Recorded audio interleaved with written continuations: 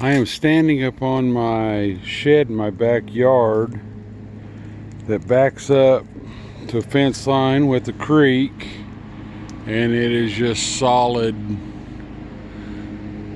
limbs, trees, vines.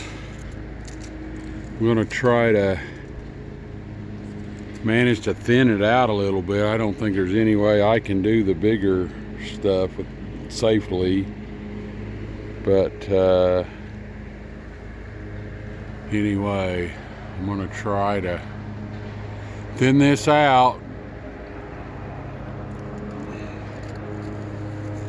Again, this is on top of my roof of my shed.